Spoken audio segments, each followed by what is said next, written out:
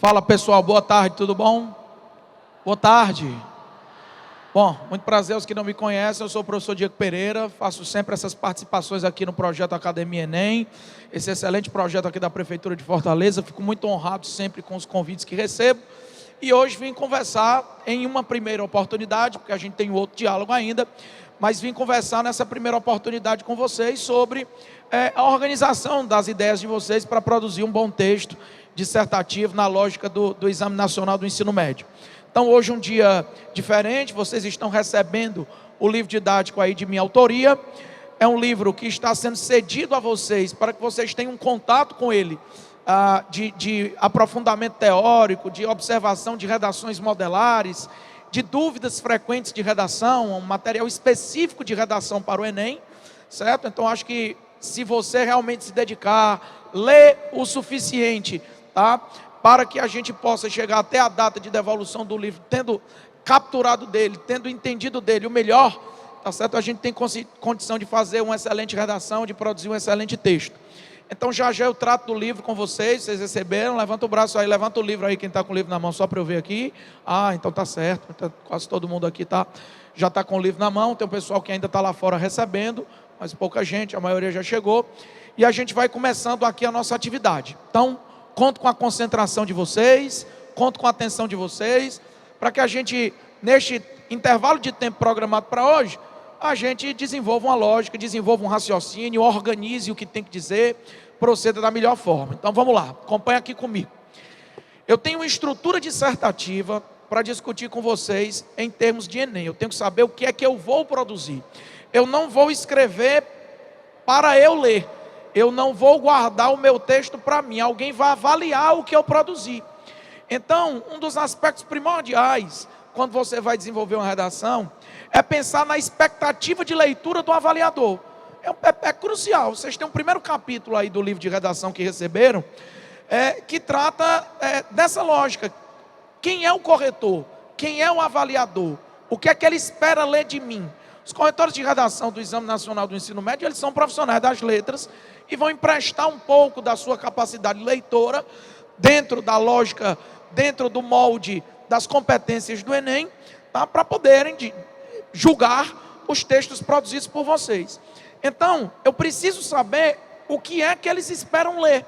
Eles esperam ler um texto dissertativo argumentativo, que tem introdução, desenvolvimento e conclusão, que extrapole os textos de apoio disponibilizados nas propostas de redação e que proponham na conclusão alguma espécie de intervenção, alguma espécie de resolução para um problema, sempre dentro do princípio dos direitos humanos. Então, resumidamente, qual é a estrutura dissertativa que nós temos para apresentar? Começa aí, por favor. Aspectos primordiais. Eu tenho aqui na minha apresentação, vocês estão acompanhando aí na tela. Quais são os aspectos primordiais? Redação do Enem. Eu tenho temas dissertativos de caráter social, de caráter político, cultural ou ambiental, para que você, concludente do ensino médio, estabeleça uma tese. São princípios de redação. Primeiro eu tenho que ter uma tese, apresento meu tema, estabelecendo uma tese. Eu vou dar sustentação a essa tese nos parágrafos de desenvolvimento, que normalmente são 2, podem ser 3, pode até ser 1, mas a gente não aconselha que seja 1, porque dificilmente você consegue evoluir no raciocínio produtivo para fechar as competências 2 e 3, apenas com parágrafo de desenvolvimento. Então a gente sugere que realmente faça 2 parágrafos de desenvolvimento no mínimo, podendo chegar a um terceiro. É melhor fazer inclusive 2 mais robustos do que 3 parágrafos sem tanto desenvolvimento de repertório. Então, dentro do nosso molde aqui dissertativo, para produzir especificamente para essa prova, o que é que a gente sugere? Uma introdução que apresente o tema e estabeleça uma tese, e nós vamos discutir hoje o que seja essa tal de tese. Então, gente, professor, o que é tese? Como é que eu estabeleço uma tese? O que é que eu defendo? Qual o princípio de que eu parto? Pronto, aí nós vamos discutir como construir essas teses. O desenvolvimento sustenta com base em repertório interdisciplinar, com base em extrapolação dos textos de apoio, o que tu tem de filosofia, de literatura, de sociologia, de dados estatísticos, de informações jornalísticas, para poder dar sustentação à tua tese, porque tu fez uma defesa na introdução, certo? E na parte interventiva, eu tenho que dizer, por meio de um ou mais agentes, mas você pode trabalhar com um agente interventivo no Enem 2017, na seguinte lógica: eu tenho que dizer quem é o agente, ou quais são os agentes do meu processo de solução, como eles vão atuar, por meio de quais mecanismos, o detalhamento disso e o efeito dessa conclusão, que é justamente a finalidade que a gente está acostumado a colocar nas conclusões. Então, existe um molde dissertativo que será trabalhado por nós. Vocês precisam capturar essa estratégia de organização de raciocínio. Então, eu proponho uma observação atenta aqui. Então, a redação do Enem, ela tem essa estrutura de temas sociais, políticos, culturais ou ambientais, e solicita do concludente do ensino médio a argumentação, exibição de ponto de vista, sustentação de uma tese e um raciocínio de intervenção. Importante falar dessa coisa, porque, por exemplo, muitos alunos aqui também se submetem ao UES, também se submetem a outros vestibulares que não obrigam intervenção. Você pode fazer o vestibular da UES, por exemplo, apenas resumindo o caráter argumentativo que já desenvolveu no texto, apenas opinando novamente na saída.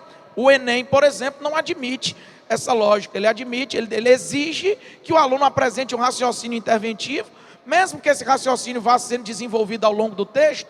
O costume maior na larga produção, no Brasil todo, o costume maior de intervir é no momento conclusivo. Não é obrigado que seja lá, mas o costume maior é fechar o teu texto com um raciocínio que diga o que é que tem que ser feito, como tem que ser feito, por meio de que medidas. Então, o que é que o Diego veio fazer hoje nesse primeiro encontro?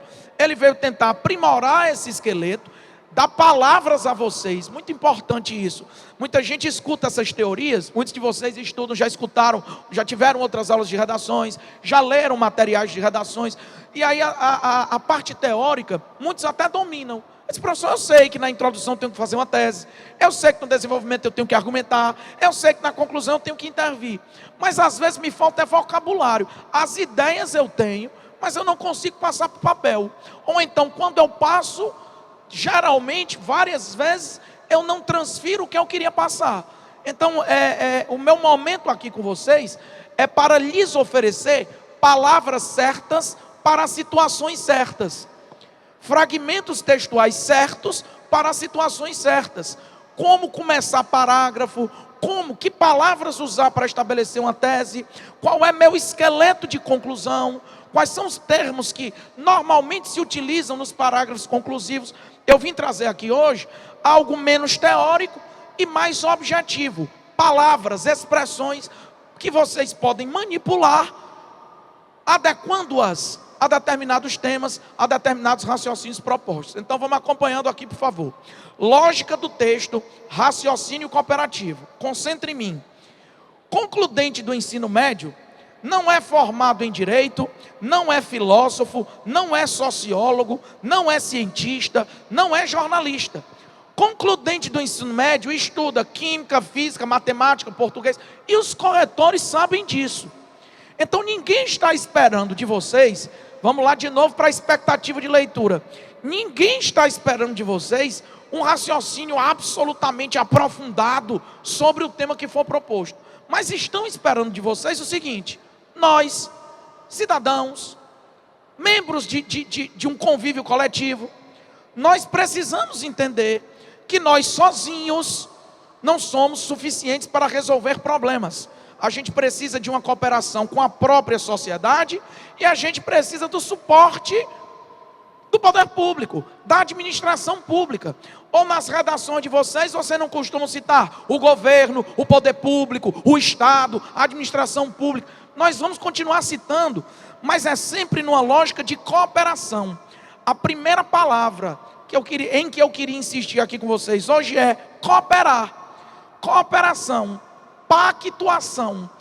Várias das redações propostas nos exames nacionais do ensino médio anteriores, várias propostas de redação com as quais vocês estão acostumados a treinar, elas têm esse princípio do raciocínio cooperativo, do raciocínio de associação de forças, de arregimentação de forças para resolver ou minimizar um problema.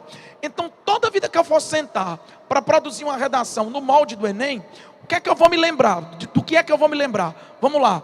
Eu preciso exibir o seguinte: eu, cidadão, eu preciso ser protagonista, eu preciso ser proativo, eu tenho condições de ajudar na resolução do problema, mas eu sozinho não resolvo nada. Então eu preciso cooperar com a minha sociedade, desde o meu núcleo familiar, passando pelo meu ambiente escolar, de repente contando com o apoio da imprensa, de repente com a colaboração de ONGs relacionadas a determinado tema. Então eu preciso cooperar com a sociedade civil, a sociedade organizada, e em uma lógica paralela, nós temos o quê? O poder público, a administração pública, o Estado. Então, entendamos sempre o seguinte: governo, poder público, Estado, são nomenclaturas que as pessoas às vezes utilizam. Eles não são suficientes para resolver problemas. Nem pessoas resolvem sozinhas, nem governos resolvem sozinhos. Então, o grande princípio de redação que tu vai utilizar para construir teus raciocínios é o seguinte: eu preciso cooperar forças sociais e governamentais, individuais e institucionais, que possam minimizar ou resolver problemas. As propostas do Enem, se não partem de um problema, insinuam que você deva analisar um problema a partir de uma virtude de um tema, por exemplo. Eu comento já alguns temas. Mas o raciocínio é o quê? Sociedade é fundamental, cooperada para resolver problemas, mas ela precisa do suporte político, do Estado, dos ministérios, do governo, enfim, do Ministério Público, dos tribunais de contas, da Polícia Federal, enfim, instituições, tá, políticas, públicas, elas entram em cooperação com setores da sociedade para minimizar ou resolver problemas. Então, sentei para produzir, sentei para rascunhar minha redação. Em que é que eu penso? Eu vou pensar no seguinte: olha, eu preciso desenvolver um argumento que exiba que eu entendo que a sociedade pode contribuir com campanhas educativas a respeito de algum assunto, tá certo? Com o exercício de cidadania, com a cidadania preservacionista, tá certo? Com as denúncias sobre o desrespeito de algumas leis. A sociedade é suficiente para auxiliar a resolução de conflitos, mas não é a única que vai conduzir o nosso raciocínio. O poder público também aparecerá na nossa lógica dissertativa. Então eu pus aí no material de vocês, no PowerPoint que vocês estão observando, e no livro de vocês tem todo esse raciocínio desenvolvido. É o seguinte: eu preciso de cooperação. Dá uma olhadinha para o slide, por favor. Eu preciso de cooperação, de pactuação, de associação entre poder público e sociedade civil para minimizar ou resolver conflitos. Então, parta sempre desse princípio. Nem a sociedade sozinha resolve nada sem o apoio do poder público, nem o poder público resolve nada sozinho sem o apoio social. Como é que vão ser os temas? Eu vou ter que sugerir maior empenho, maior cooperação, maior engajamento. Diego, eu não sei construir teses. Pois vá aproveitando o vocabulário que eu estou utilizando aqui. Eu vou ter que sugerir maior empenho, maior colaboração, maior pactuação, tá? Maior engajamento, maior interatividade entre sociedade civil e poder público. Quem é sociedade civil? Eu vou falar com vocês, vocês vão me responder. Vamos lá. Famílias compõem a sociedade civil, sim ou não? Famílias compõem a sociedade civil, queria ouvir, sim ou não? Escolas compõem a sociedade civil? Universidades compõem a sociedade civil? Ok, a imprensa compõe a sociedade ou não? ONGs compõem a sociedade ou não? Os próprios cidadãos atuando isoladamente nas suas redes sociais, realizando o seu ativismo, via Facebook, via Instagram, tá certo? Via Snapchat, WhatsApp, contribuem ou não contribuem para disseminar ideias, para regimentar forças em torno de um problema? Com certeza. Então a sociedade civil, ela estará presente na minha redação sem dúvida, mas eu sempre vou tentar cooperar as forças dessa sociedade civil com um raciocínio de poder público. Então o governo é importante, os ministérios são importantes, tá certo? O Ministério Público é importante, certo? As instituições estatais, elas podem cooperar com a sociedade em forma de políticas públicas, em forma de investimentos em alguns setores, para minimizar ou resolver problemas. Então, no meu PowerPoint eu já começo dizendo o seguinte: foi montar um raciocínio de redação para o Enem, o raciocínio precisa ser cooperativo, o raciocínio precisa ser interativo. Pessoas sozinhas não resolvem, governos sozinhos não resolvem. Eu preciso exibir na minha redação que existem falhas sociais e falhas estatais que fazem um problema prosperar. Para esse problema não mais prosperar, eu tenho que ter maior empenho social e maior empenho político. Quem é o empenho social? São essas instituições que eu citei. Quem é o empenho político? Poder público, governo, ministérios, enfim, instituições que componham a administração pública. Esse é o primeiro tópico de um raciocínio para o Enem. Vamos continuar. Amigos, nós vamos escrever sobre um problema. Problemas, em geral, se existem, exibem alguma falha, exibem que alguém falhou. Eu pus na apresentação de vocês e desenvolvo no livro, nos primeiros 2 capítulos, olha aqui para mim. Vocês receberam um livro grande hoje, tá? E talvez selecionem algumas leituras para fazer. Se forem selecionar leituras por prioridade, não deixem de ler os 2 primeiros capítulos do livro de vocês.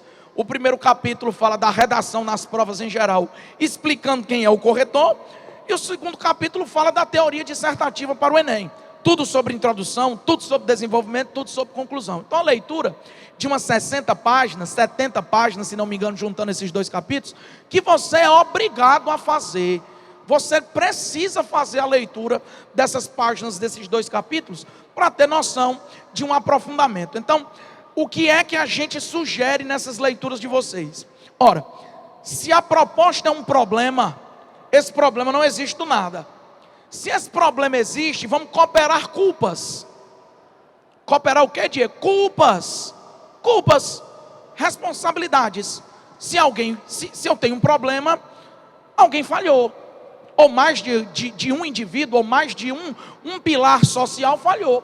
Foi negligente, foi permissivo, o investimento foi insatisfatório, a atuação deixou a desejar.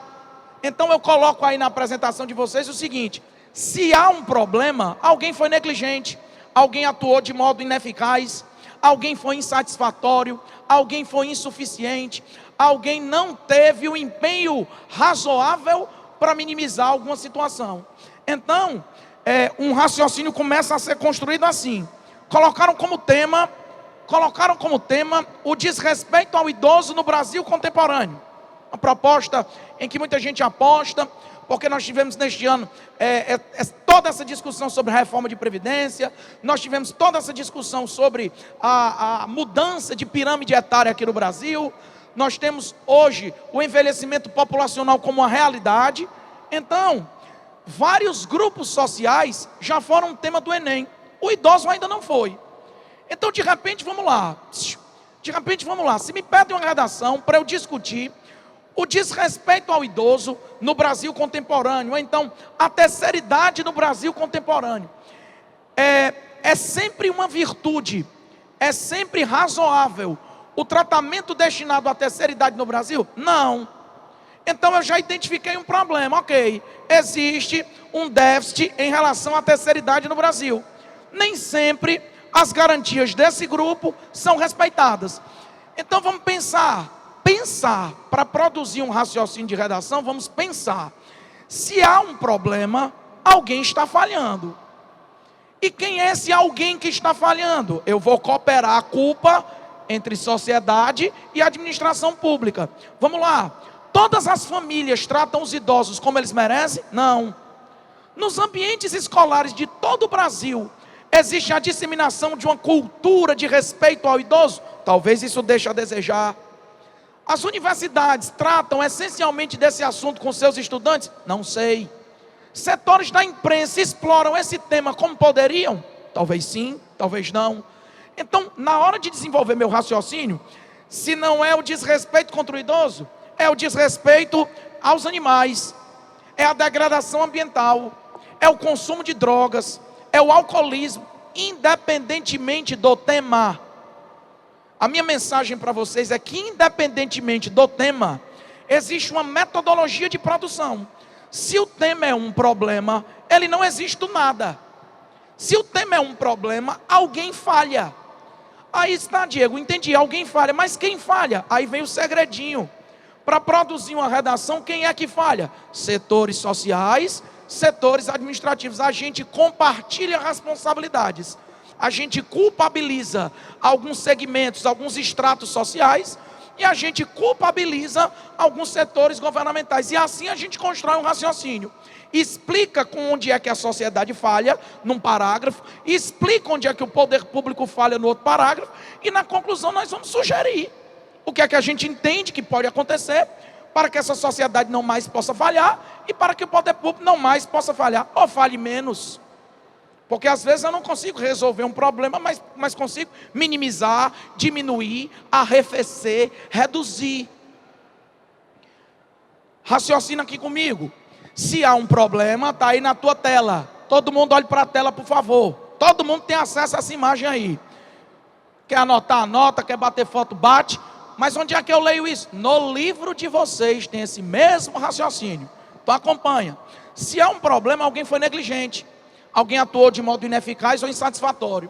Alguém não investiu suficientemente em algo. Alguém não se comprometeu de modo substancial para formar uma cultura, para formar um paradigma cultural capaz de enfrentar algum problema. Nunca esqueça isso. Temas de vestibulares costumam ser problemas. Perfeito. Aí eu identifico esse problema e vou tentar dividir culpas. Não sei se vocês percebem, na vida real, acontece um problema, logo você identifica culpados. Rapaz, está acontecendo intriga lá na minha casa. Não, é porque minha mãe deveria ter feito isso e não fez. Não é porque meu pai deveria agir assim e não agiu. Não é porque meu irmão procura mesmo confusão. Não é porque, professor, a minha família é complicada. Então, na lógica argumentativa, é a mesma coisa. Independentemente do problema que seja exibido para você, certamente algum segmento social falhou e algum segmento administrativo falhou. As leis existem, mas não são cumpridas como deveriam. Os orçamentos governamentais às vezes não prestigiam alguns setores. Muitas famílias não discutem alguns assuntos. Muitas escolas são negligentes com algumas práticas. Aí você vai construindo esse estoque de culpas. Eu vou olhar para vocês todos, olhe para mim. Você vai construindo mentalmente um estoque de culpas. E eu posso listar aqui 30 temas. E os culpados serão os mesmos. O segredo dessa redação é você entender que, independentemente de tema, existe uma metodologia de produção. Eu preparo muito meus alunos, eu tenho um curso de redação aqui em Fortaleza, preparo 2.000 alunos aqui anualmente.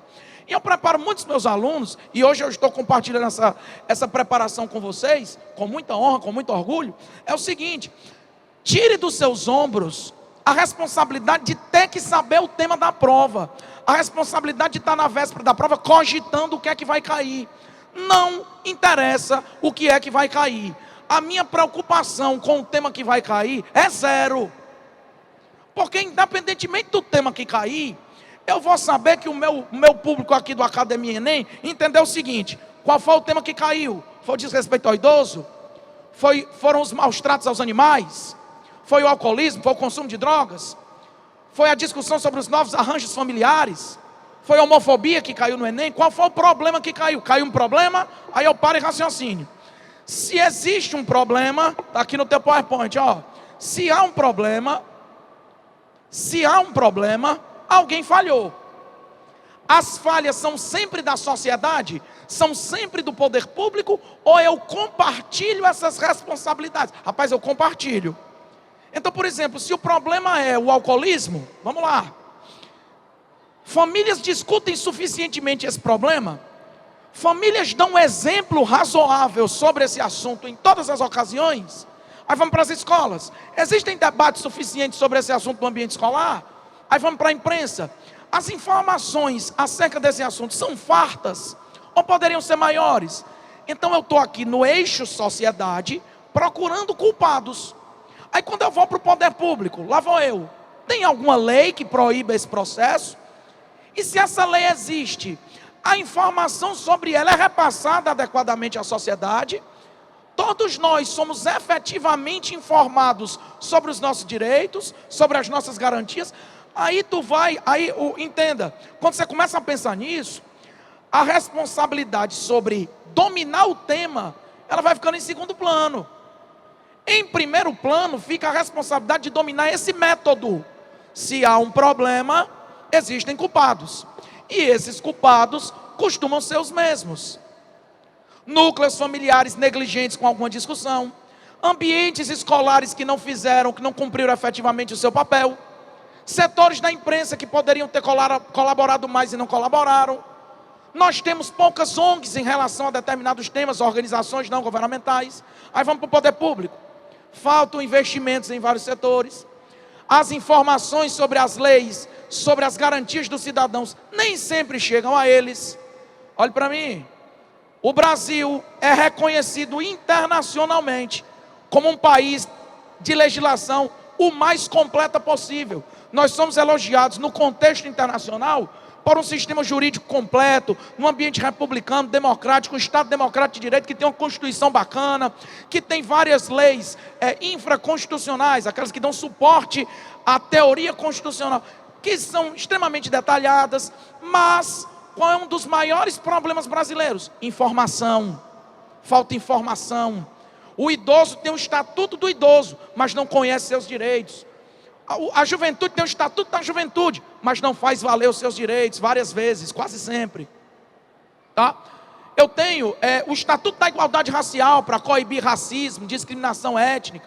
Tá certo? Então nós temos várias prerrogativas jurídicas, vários respaldos jurídicos para nos proteger, mas não conhecemos nossos direitos. E várias vezes nós conhecemos os direitos, mas não sabemos a quem recorrer, como denunciar um abuso, que tipo de delegacia procurar. Diego, e de quem é a culpa de nós não sabermos disso? Rapaz, associa ao poder público. Diga que faltaram campanhas educativas, diga que faltaram orientações suficientes, diga que faltaram campanhas midiáticas. Então, nós estamos começando a clarear um raciocínio. Você aposta em que tema? Eu não aposto em tema nenhum. Eu aposto em metodologia. O tema que cair, você mastiga e cospe o caroço. O tema que cair, você recebe o tema. Recebi. É um problema? É um problema. Se é um problema, alguém é culpado. Mas as culpas são sempre as mesmas. Dentro da sociedade, vamos lá. Eu tenho vários grupos que compõem a sociedade. Qual é a primeira estrutura responsável pela formação de princípios, pela formação de valores? Diga aí para eu escutar, que eu só escuto minha voz. Família. Qual é a segunda instituição que tem responsabilidade na formação desses princípios? Diga aí para eu ouvir. Então essas duas instituições podem estar presentes em várias redações, independentemente dos temas. Sem dúvida, sem dúvida. Se tem muita gente maltratando animal, faltou uma cultura doméstica de respeito aos animais. Muitas escolas não discutiram a importância do respeito a essas espécies da fauna. Se tem muita gente alcoólatra, o exemplo familiar muitas vezes deixa a desejar. Muitas escolas não se ocupam de exibir para os seus estudantes os malefícios do álcool, os malefícios da droga em geral, do narcótico. A imprensa poderia explorar mais com seus documentários, com as suas reportagens em série, mas deixa a desejar. Então você vai construindo um raciocínio de culpas. Você vai construindo um raciocínio de culpas. Se há um problema, existem culpas. E essas culpas, ora são sociais, ora são governamentais. Até aqui eu estou sendo compreendido, sim ou não? Eu estou tentando construir um raciocínio para tu não depender de tema. Eu estou tentando construir um raciocínio contigo para tu não gelar. Não gelar. Rapaz, eu amarelei, professor, eu gelei com o tema. Que eu nunca tinha lido sobre. Eu nunca tinha escrito sobre. Não tinha lido não? Não tinha lido não? Mas não é um problema, não está como proposta do Exame Nacional do Ensino Médio? Tu é concludente do ensino médio, não é? Sou. Tu é especialista em quem? Em nada. Tu estuda física, química, matemática, biologia, história, geografia. Então, o que cair lá não exige de mim um raciocínio técnico demais. Exige de mim sensibilidade, noções de cidadania, noções de respeito à diversidade, noções de convivência com o discrepante. Aí sim, esses conceitos sociais várias vezes não são bem desenvolvidos nos lares, não são bem desenvolvidos nos ambientes escolares. Setores da imprensa poderiam colaborar mais do que hoje colaboram. Pronto. Aí na parte governamental, faltaram investimentos, faltaram campanhas educativas. Pronto, então está aí no teu material, ó. Se há um problema, alguém falhou na formação de uma cultura. Gente, que palavra importante numa redação de Enem. Cultura, expressão, paradigma cultural, formação de valores. Vários problemas persistem socialmente por causa de culturas corrompidas, culturas deturpadas, má formação moral, cultural, cidadã. Eu vou poder alegar isso em várias redações, rapaz. Eu vou poder alegar isso em várias redações. Eu estou tentando, no meu primeiro encontro com vocês aqui em 2017, no meu primeiro encontro com vocês é sacudir o raciocínio de vocês para esses aspectos. Isso independe de tema. Jogue um tema aqui para mim, qualquer tema. Eu vou receber, matar aqui no peito esse tema. Espera aí. É um problema. Se é um problema, alguém falhou. Problemas não surgem do nada. Problemas surgem de negligências. Aí tem essas palavrinhas aí, ó. Ineficácias. Problema surge de alguma insuficiência. Problema surge de alguma cultura mal formada. Você entende? Insuficiência, negligência, cultura mal formada. Entendi, estou entendendo. Por parte de quem? Por parte de muitos núcleos familiares, por parte de muitas escolas. Faltam campanhas governamentais acerca de alguma coisa, investimentos foram insuficientes acerca de outra coisa, a informação à sociedade sobre os seus direitos deixou a desejar. Tu conhece tudo dos teus direitos enquanto consumidor? Tu conhece tudo dos teus direitos enquanto jovem? Tu conhece tudo dos teus direitos enquanto um cidadão de um ambiente urbano como Fortaleza? Tu conhece? Conhece não. Então, de quem é essa responsabilidade? É só tua? Se tu for buscar essas informações, maravilha. Mas elas deveriam chegar a ti com mais facilidade. Via escola, via campanha educativa governamental, via setores da imprensa. Então estou construindo um raciocínio das culpas. Se há um problema, alguém tem culpa. Eu acho que isso a gente já pode ultrapassar. Então, quem é alguém? Se há um problema, alguém tem culpa. Tá bom, Diego, mas quem é esse alguém? Está aqui o alguém, ó. Poder público, administração pública, Estado, governo. Quem mais é esse alguém? Sociedade civil. Agora, se tu tá com caneta na mão, certo? E caderno, tu devia de repente anotar, certo? Esse esqueminha. Quem é esse alguém que é culpado? Gente, vocês estão enxergando? O pessoal aqui da frente consegue anotar? Consegue anotar? O pessoal aí das laterais consegue anotar? Eu queria ouvir vocês aqui. Vocês aí, aqui ó, à minha esquerda, conseguem anotar? Ok, estou vendo um ok. Vocês aqui à minha direita conseguem anotar? Está apagado aí? Está desligado, é isso?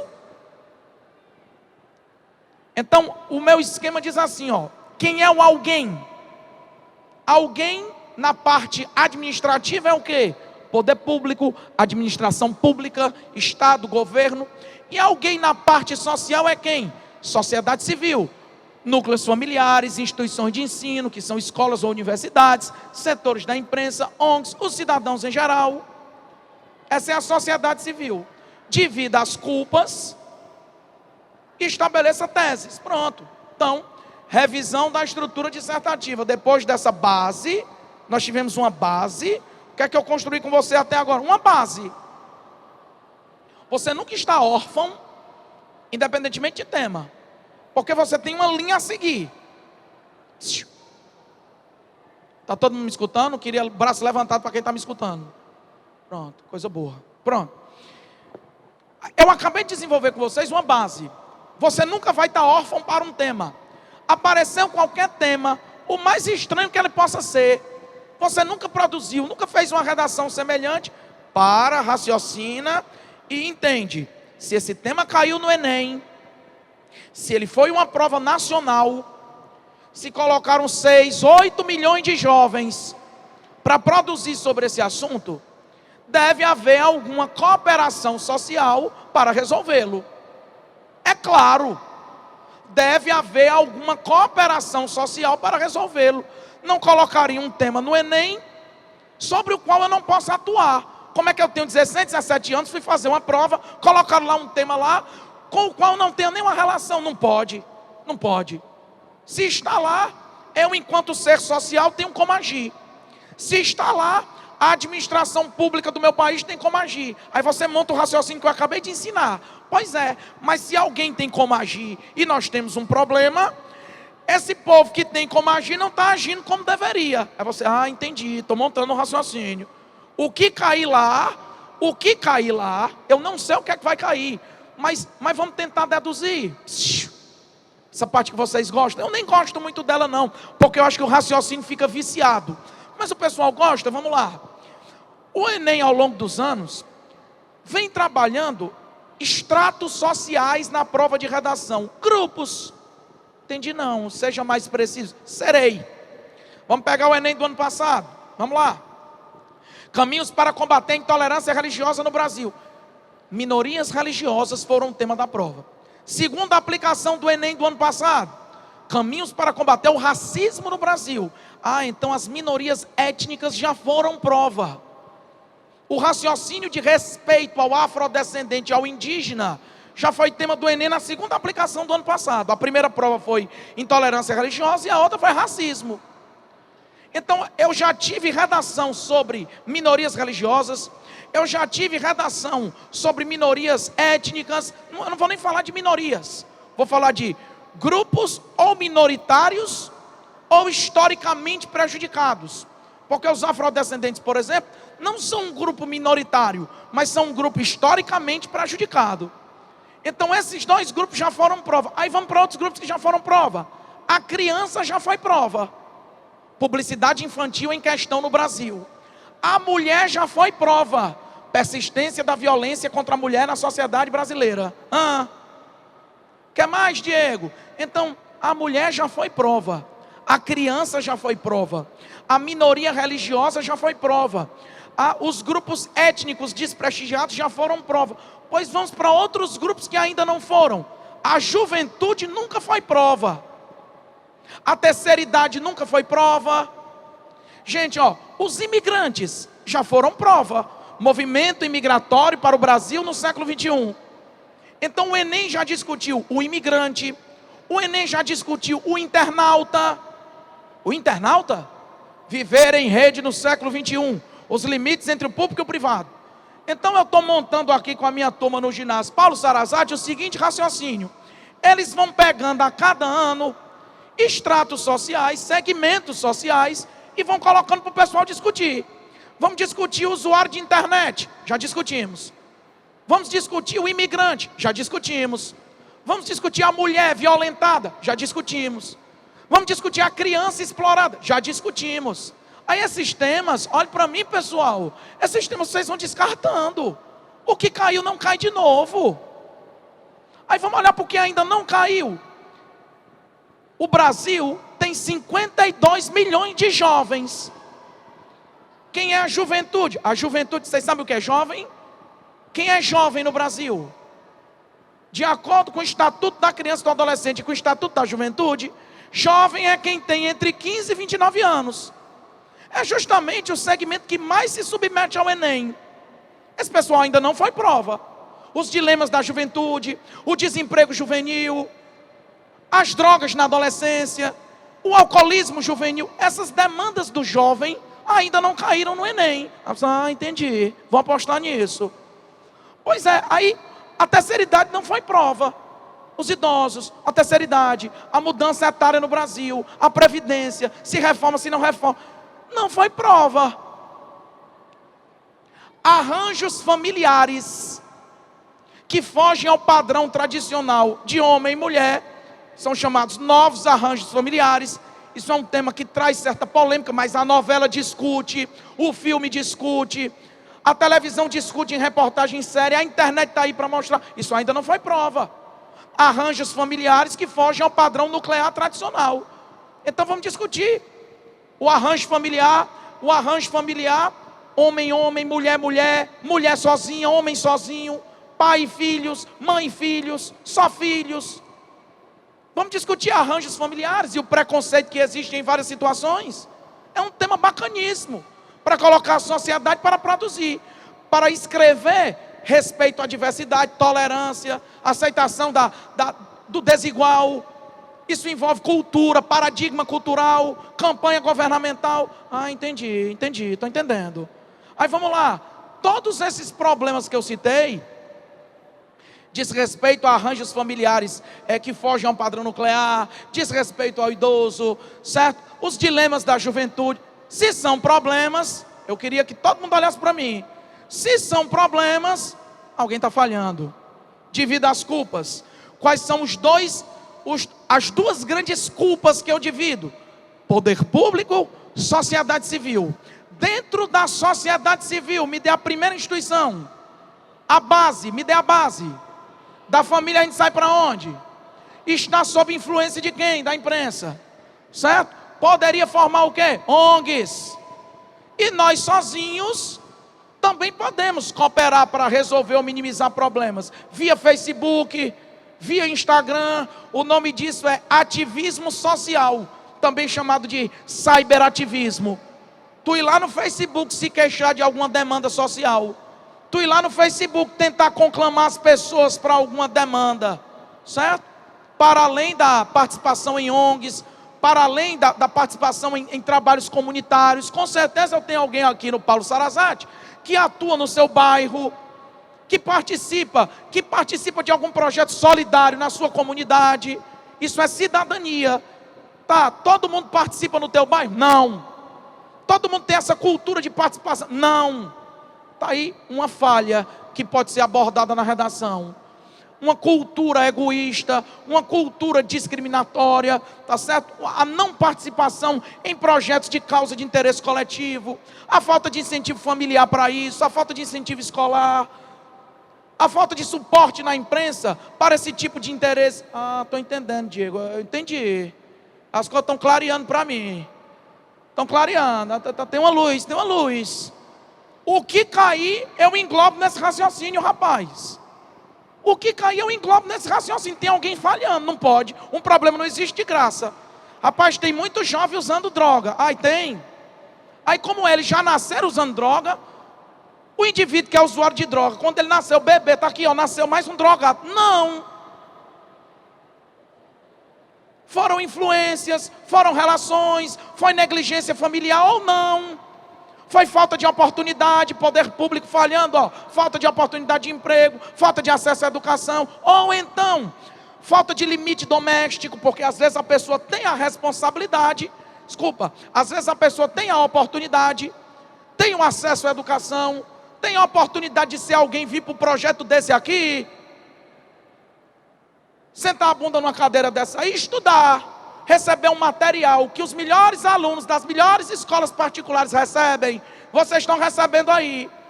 Tem gente que tem a oportunidade de receber isso e joga. Devolve o livro sem ter lido uma página. Então não foi o poder público que falhou. Então foi o empenho cidadão mesmo que deixou a desejar. Foi a falta de incentivo escolar, foi a falta de presença familiar. Então vocês estão entendendo? Todo problema que existe, eu tenho como responsabilizar setores. E essa é a base da redação do Enem. A base da redação do Enem é um menino concludente do ensino médio se exibir como alguém que consegue entender isso. Rapaz, eu consigo entender que tem um problema acontecendo e que algumas famílias são culpadas, algumas escolas são culpadas, certo? Alguns setores da imprensa não colaboram, nós temos poucas ONGs sobre isso, aí vamos para o poder público. Falta investimentos em não sei o quê, o ministério tal não atuou como poderia, falta fiscalização de não sei mais o quê. Aí vocês estão notando que eu estou esquecendo os temas e estou no método. Eu não quero nem saber qual que vai ser o tema. Eu sei que independentemente do tema, essas responsabilidades compartilhadas são as mesmas. Até agora eu estou sendo entendido? Ok. Tem algum questionamento para chegar? Vou evoluindo. Ok. Revisão da estrutura dissertativa para o Enem. Então eu tenho que ter uma introdução. E nessa introdução eu tenho obrigações. Quais são minhas obrigações introdutórias? Olhe para mim. eu tenho um comando de proposta, certo? O que é o comando de proposta? É aquele negrito. Comando de proposta é aquele negrito. O comando. Então, comando é quem manda em mim. Quem manda em mim na redação é o comando ou são os textos de apoio? O comando. Texto de apoio é meu rival ou é meu amigo? O texto de apoio, rapaz, é meu amigo. Mas é um amigo que eu não posso copiar. Eu tenho que ler e utilizar informações dele, se eu quiser, interpretadas, associadas a outras informações que não estavam lá disponíveis. Eu tenho que sempre lembrar que a proposta de redação do Enem, ela me traz um comando e ela me traz uns textos de apoio. Quem manda em mim? O comando. Os textos de apoio sinalizam o raciocínio, mas não obrigam o meu raciocínio. Quem manda em mim é o comando. Os textos de apoio vão vetorizar da física, vão vetorizar o meu raciocínio, mas não vão aprisioná-lo. Textos de apoio são motivadores, não são limitadores. Eu não sou obrigado a escrever só o que está nas linhas textuais. Muito pelo contrário. Porque um dos quesitos de correção de redação do Enem é a extrapolação dos textos de apoio. Então eu preciso mostrar para o corretor que eu tenho estatística que não está no texto, que eu tenho um fato histórico que não está no texto e eu sei associar esse tema, que tem um autor de uma obra literária que não está no texto, mas eu sei associar esse tema, que tem um dado geográfico, tem um bioma prejudicado que não está na proposta. Então os textos de apoio, eles vetorizam o meu raciocínio, mas não limitam o meu raciocínio. Quem comanda a minha redação, tudo bem, é o comando. Aí o que é que eu faço com esse comando? Eu pus ali, ó. Nesse comando, tu vai utilizar esse comando para fazer palavras-chave. Utiliza as palavras-chave desse comando. Ou parafraseia o comando, certo? O que é parafrasear, Diego? Parafrasear é reescrever com outras palavras. Diego, então eu posso parafrasear comando de proposta. A paráfrase, ela não é uma sugestão para a redação inteira. Eu não devo pegar texto de apoio da redação e fazer paráfrase dele. Mas o comando da proposta pode sim ser parafraseado para eu exibir para um corretor que eu estou dentro de um tema, que eu não estou tergiversando, que eu não estou abordando só uma parte dele. Então, uma das estratégias que eu tenho, logo na entrada do texto, para exibir para o corretor que eu vou tratar do tema, é parafrasear o comando, é usar a palavra-chave do comando. E depois, estabelecer uma tese. Tese é a expressão mais importante da introdução. O que é tese? É o que eu vou defender. É o princípio de que eu parto. Agora eu vou pedir para vocês manipularem o livro que estão na mão, tá? Com o que estão na mão. Vamos lá? Pega aí o livro de vocês. Capítulo 2. Capítulo 2 do livro de vocês. Eu vou pescar de alguém aqui exatamente qual é a página, com licença. Vocês pegam aí o capítulo 2. Certo, mas eu vou dizer onde é que eu quero o capítulo 2. O capítulo 2 tem o texto dissertativo argumentativo, com licença. O texto dissertativo argumentativo, a introdução. Página 27. Pega todo mundo aí a página 27. Pegaram? Pegaram a 27? Aí eu estou dando, na página 27, vocês vão ler tudo isso, rapaz.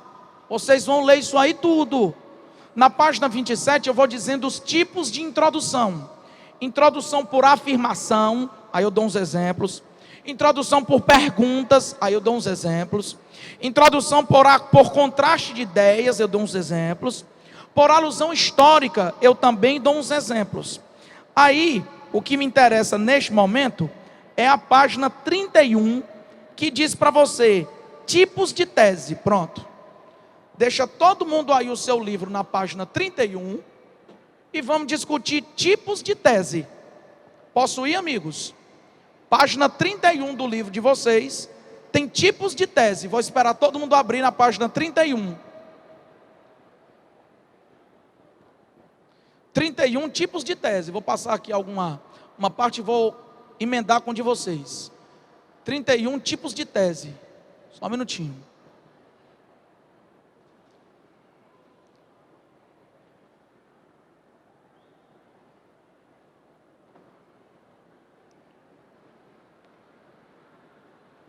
página 31, tem 3 tipos de tese desenvolvidos.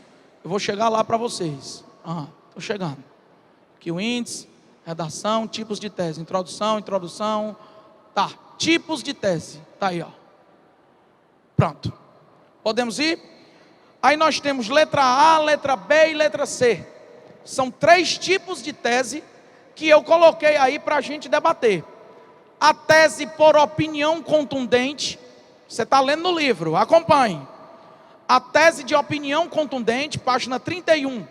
Que eu estou chamando de opinião contundente, incisiva, taxativa, categórica. Opinião contundente. É um tipo de tese. Aí na letra B eu estou falando da tese por culpa, que é a culpabilidade ou responsabilização. E na letra C eu estou falando da tese por sugestão antecipada, que eu também chamo de tese por topicalização interventiva. Diego, é muito nome. Vamos tentar construir um raciocínio. Então, primeiro tipo de tese que tem aí, tá? Tese por opinião contundente. Pega aí, por favor. Tese por opinião contundente. Vou acompanhar com vocês, vou dar uma circulada aí com vocês. Vamos lá. Como é a tese por opinião contundente? Uma das maneiras de eu dar tese é eu simplesmente exibir minha opinião, favorável ou contrária a algum evento. A tese pode ser minha simples opinião, favorável ou contrária a um evento. Leia aí, por favor, a primeira introdução que está aparecendo, para você perceber o que é uma tese de opinião contundente. A primeira introdução aí, tese por opinião contundente, diz assim, ó: diante da constante preocupação social com a criminalidade, continua-se a debater em muitas nações a legitimidade da execução de criminosos como forma de reduzir a delinquência. A redação aí discute pena de morte. Aí o aluno disse, ó: essa instituição da pena capital, que é a pena de morte, apesar de ocorrer em países respeitados na geopolítica global, como China e Estados Unidos, aí vocês têm um grifo laranja. Consiste em um procedimento ultrapassado e absolutamente repudiável, pois nega quaisquer perspectivas de recuperação e ressocialização dos condenados. Pronto. Você leu aí a introdução, que tem uma tese de opinião contundente. Perguntaram para esse aluno se ele era favorável ou contrário. Já estou aqui, vou conversar. Perguntaram para esse aluno que fez essa introdução aí, se ele era favorável ou contrário à pena de morte. Aí ele apresentou a pena de morte, disse que ela existe em alguns países, respeitados na geopolítica internacional, mas ele se posiciona na introdução dizendo o seguinte: eu sou contra. Só que ele não escreveu eu sou contra. Ele usou um vocabuláriozinho para dizer que era contra.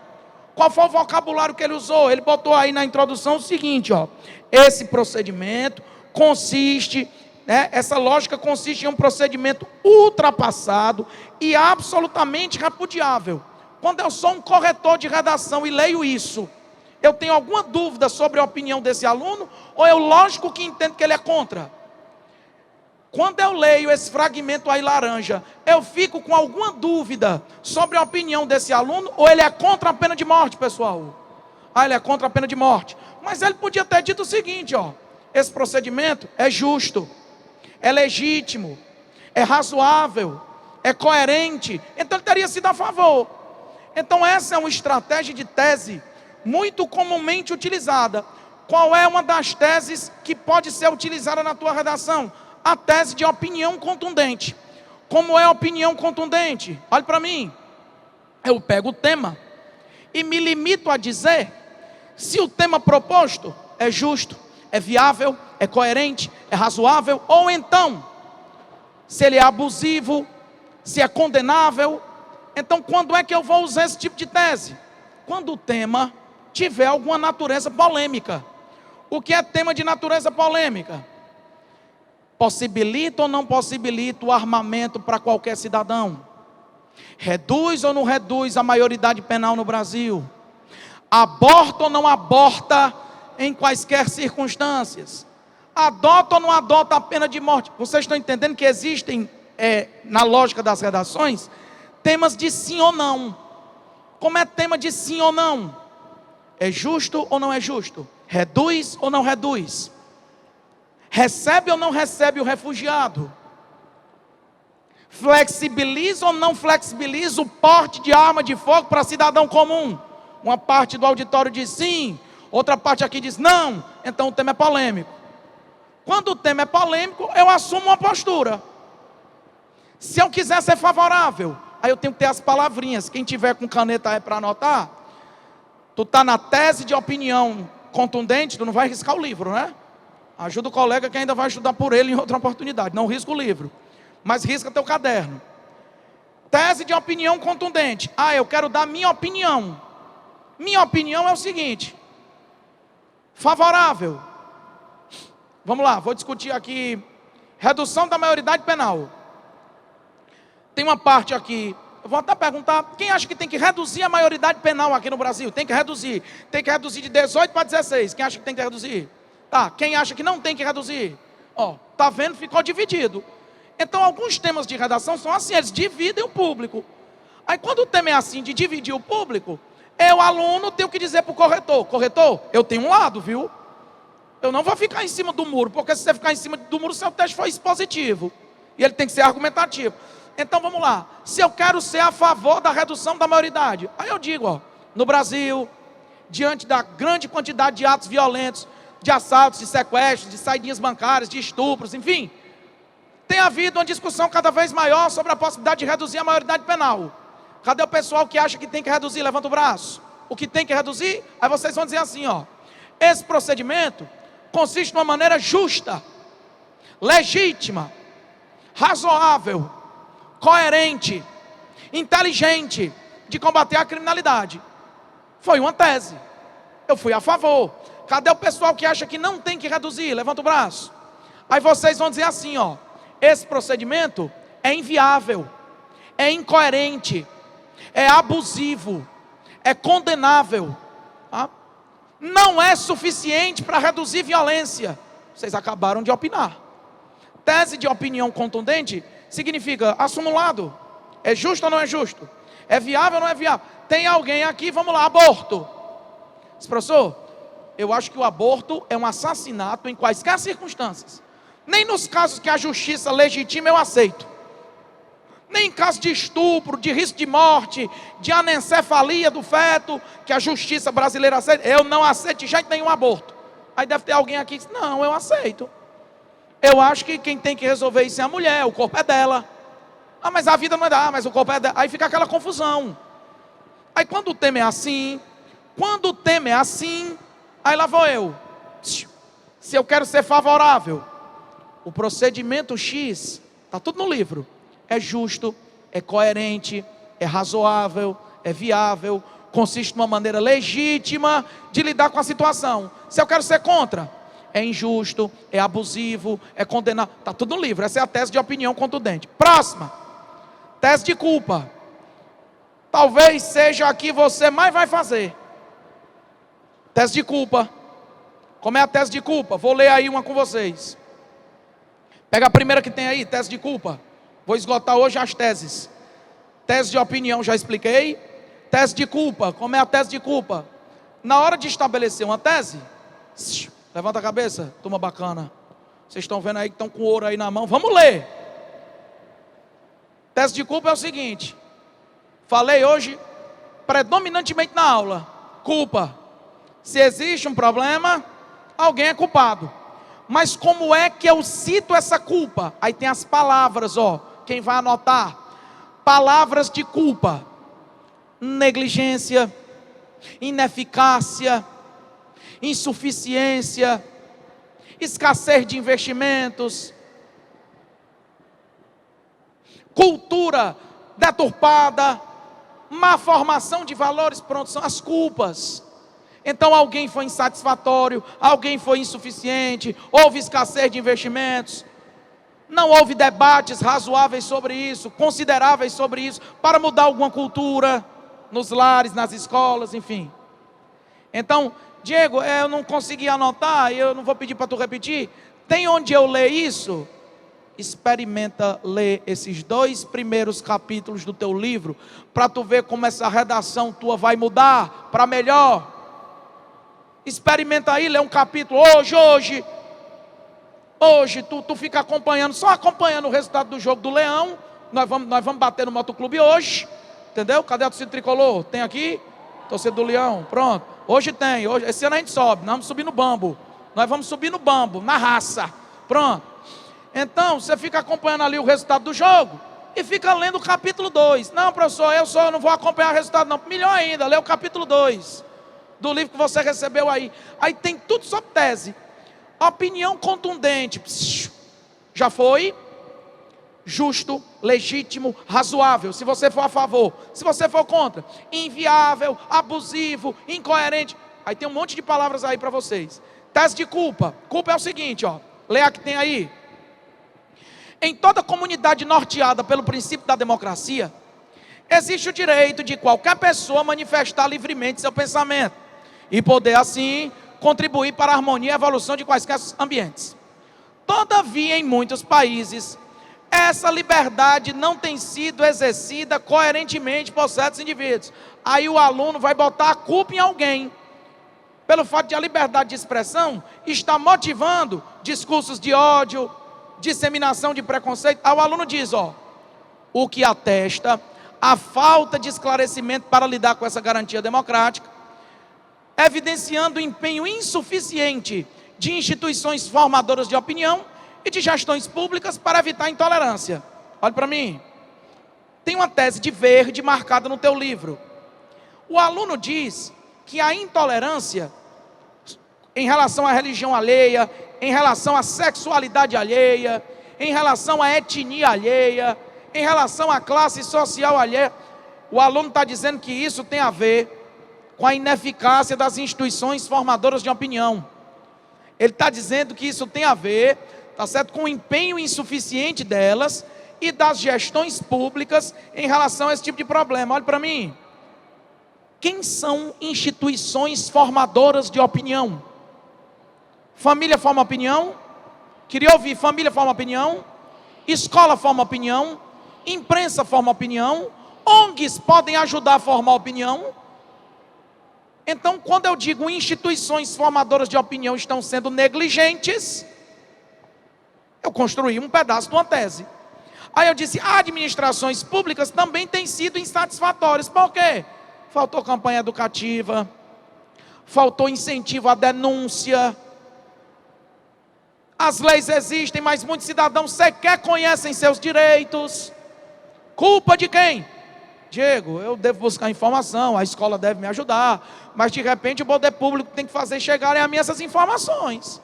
Via campanha educativa, via mídia de amplo alcance, via imprensa. Deu ou não deu, pessoal? Vocês estão me entendendo? Então, tese de culpa é negligência, atuação insatisfatória. Aí você vai anotar, tem no livro, mas aí você vai fazer um fichamento.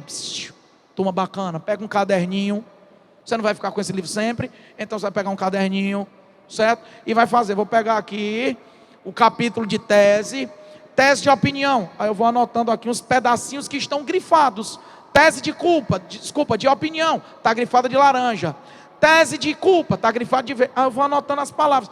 Ineficácia, insuficiência, escassez de investimentos, atuação insatisfatória. Pronto. Aí eu vou construindo minha tese. Atuação insatisfatória de quem? Setores sociais e políticos. Atuação insatisfatória de quem? De instituições formadoras de opinião e de gestões públicas. Instituições formadoras de opinião. No desenvolvimento eu digo quem são.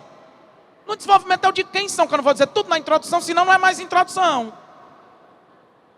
Instituições formadoras de opinião e poder público. E administração pública. Pronto, aí vamos para a tese de sugestão.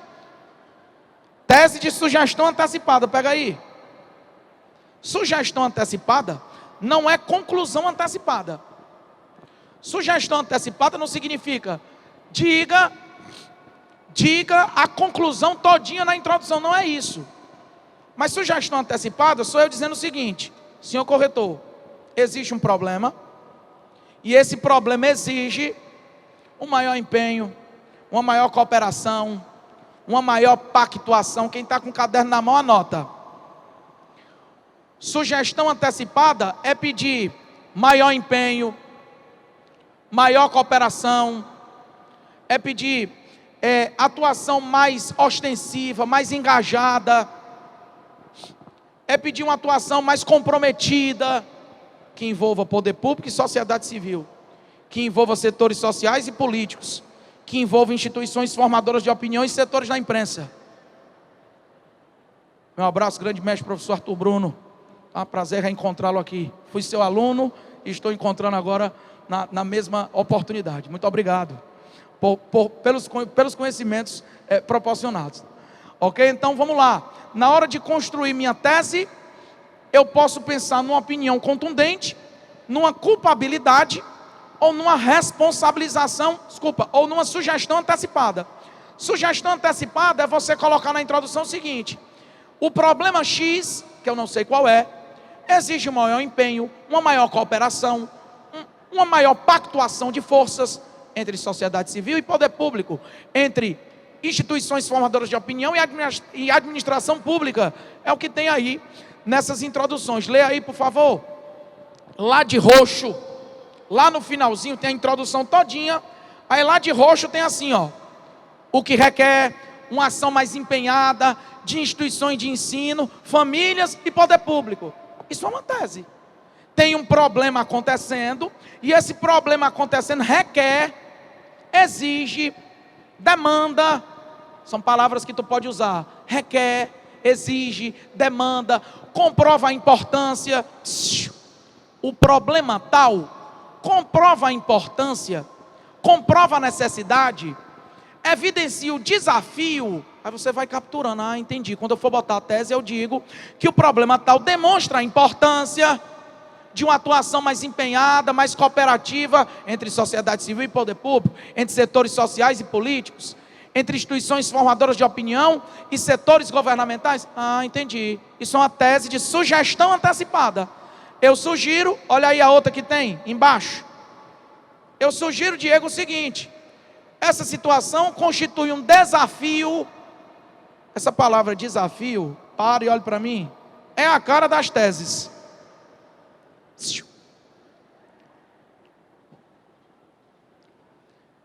Violência contra o idoso, violência contra a mulher, violência contra o jovem, tá certo? Uso de entorpecentes, alcoolismo, tese. O problema tal, essa situação, esse panorama adverso constitui um desafio, demonstra a importância, a urgência de uma ação mais empenhada, tanto de instituições formadoras de opinião, quanto do poder público, na tentativa de reduzir ou minimizar o problema XYZ. Pedir maior empenho, pedir maior cooperação, pedir maior pactuação, são maneiras de estabelecer uma tese. Pessoal, deu para entender? Está tudo tranquilo? Ok? Então, nós estamos fechando o momento de hoje, estou para terminar. Nós estamos fechando o momento de hoje no seguinte raciocínio. Concentra. Vamos fazer uma recapitulação aqui para poder evoluir só mais um pouquinho. Concentra.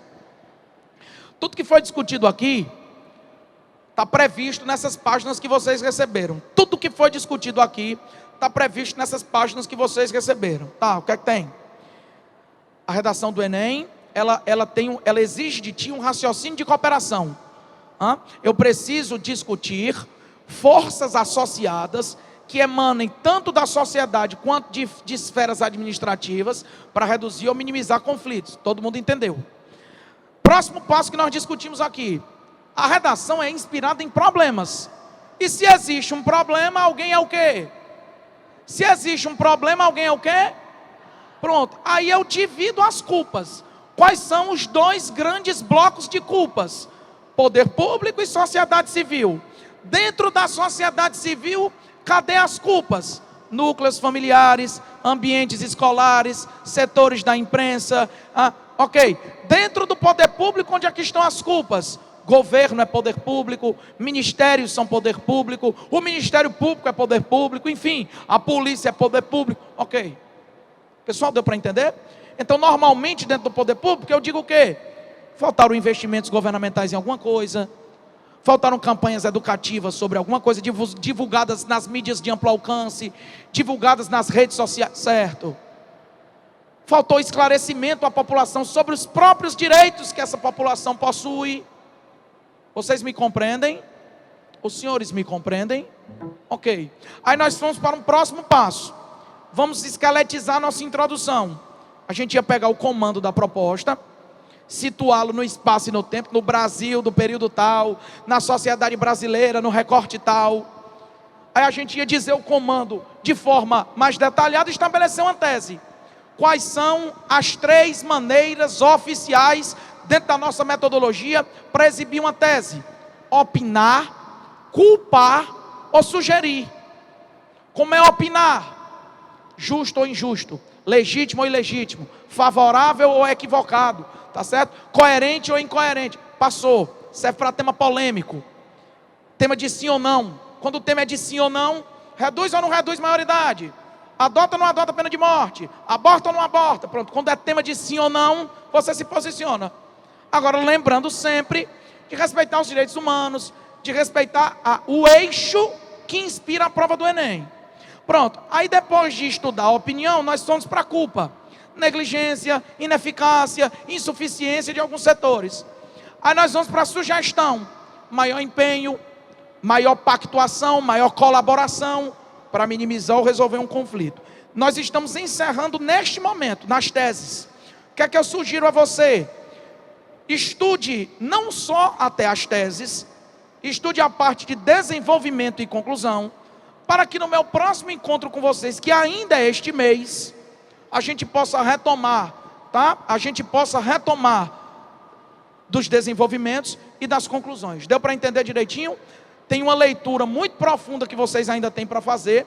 Toda a estratégia de desenvolvimento, toda a estratégia de conclusão, a gente vai evoluindo no raciocínio. Então, meu muito obrigado, certo? Espero ter contribuído no primeiro momento.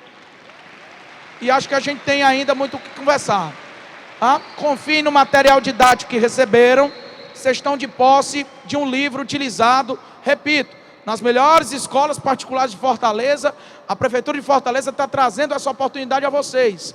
Aproveitem essa oportunidade, tá certo? Para fazer uma redação cada vez melhor. Meu abraço, até a próxima oportunidade. Valeu!